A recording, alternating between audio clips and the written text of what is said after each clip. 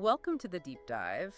Today, we're looking at something more and more of us are facing, supporting our aging parents. Yeah, it's definitely a growing reality. People are living longer, which is great, but it brings new challenges. Right. And we hear a lot about the sandwich generation, typically folks, 45 to 65? Exactly. Kind of squeezed between caring for their parents and maybe still having kids at home or focusing on careers. And interestingly, we're seeing more men taking on these big caregiving roles too, which maybe wasn't as common before. That's a really noticeable shift. The landscape is changing. So the big question we want to explore today is, how do you actually do this? How can you support your parents effectively, but also, keep yourself sane? And you're on balance, yeah. Our mission here is to unpack some key strategies. We want to help find that balance, that compassion, without getting totally overwhelmed. And it's important to remember every single situation is unique, isn't it? Oh, absolutely. From those first signs you notice, maybe some memory lapses, to juggling doctor's visits or getting to the heavy stuff like financial planning. hmm And it's interesting. There's this real duality to caregiving. Duality. How so? Well, on one hand, nobody denies the stress. I mean, the research often shows higher anxiety, sometimes depression among caregivers. It's demanding work. Sure, that makes sense. Emotionally, physically draining sometimes. But then, on the other hand, so many people talk about unexpected personal growth, Really? Like what?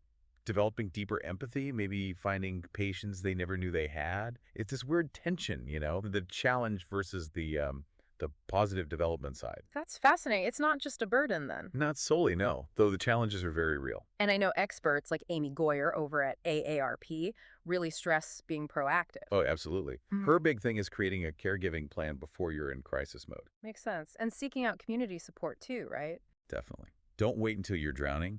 Getting those basics sorted, having those conversations early, it can make such a difference later. Okay, so building on that proactive idea, let's talk practical tips. What can people actually do? Right.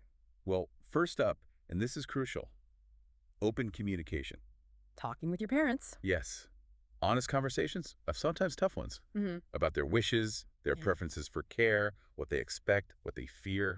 What kind of support do they actually want or foresee needing? Exactly. Getting it all out on the table. Okay, that's number one. What's next? Well, nowadays, technology can be a huge help. We should really leverage it. Like apps and stuff? Yeah, think medication reminder apps, maybe remote health monitoring devices, blood pressure cups that sync to a phone, glucose monitors. Right, things that can share info with the family or caregivers, streamline things. And give everyone a bit more peace of mind, potentially. Okay, so communication, tech.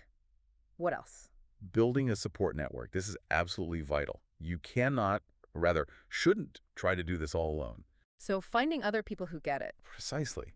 Local caregiver support groups, online forums, just connecting with others who are in the same boat. Sharing tips, venting sometimes probably helps too. Immensely. Knowing you're not the only one facing these challenges is powerful. Right, and this next one feels obvious, but I bet it's the first thing to go out the window. Let me guess. Self-care. Yeah, taking care of yourself. It's the classic, put your own oxygen mask on first situation, isn't it? Yeah. You really can't pour from an empty cup. So important, prioritizing your own health, scheduling downtime, even short breaks. Finding things that recharge you. It's not selfish. It's essential for sustainable caregiving. Okay, and one more core tip. Don't be afraid to seek professional help when you need it. Meaning? This could be legal help, think power of attorney, wills, making sure everything's legally sound, Okay, important stuff. or financial advisors, especially if long-term care costs are a concern, and, of course, medical professionals for health guidance. So, lawyers, financial planners, doctors, bringing in the experts when things get complex. Exactly. Don't try to navigate complex legal or financial waters alone if you don't have to. Makes sense. Now, sometimes people think outside the standard approaches too, right? Yeah, definitely. Like intergenerational living, for instance. Multiple generations under one roof. It's a big shift, obviously, and has its own challenges, but some families find it works. Closer connections, shared resources, maybe shared care tasks. Interesting.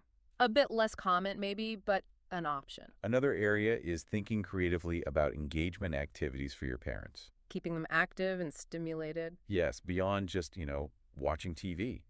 Think art classes, gentle yoga, music therapy, even just Organized reminiscing with photos. Things that stimulate the mind and body. Right. Things like art therapy have even shown benefits for reducing anxiety and boosting cognitive function in older adults. Hmm. It's about quality of life. So really, when you boil it all down, it keeps coming back to that word, balance. Absolutely. It's this constant juggle, isn't it? Managing the caregiving role, looking after your own well-being, and helping your parents maintain their happiness and comfort. It's a lot, no doubt about it. And it's good to remember as we kind of wrap up here that this is a journey. It's ongoing. Not a problem with a quick fix. No.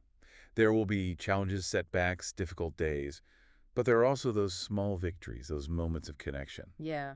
Important to try and embrace those shared moments. Learn from the tough stuff. Acknowledge the huge role you're playing. Definitely. So maybe a final thought to leave people with, thinking about the future. Okay. Given these pressures on the sandwich generation and how they seem to be increasing, what kind of maybe innovative societal structures or resources could actually help? That's a big question. Yeah. What could better support both the caregivers and their aging parents down the road? Something to chew on. Definitely food for thought. Yeah. How can we as a society Yeah. adapt better? Exactly. Well, thanks for exploring this really important topic with us today. Thanks for having the conversation.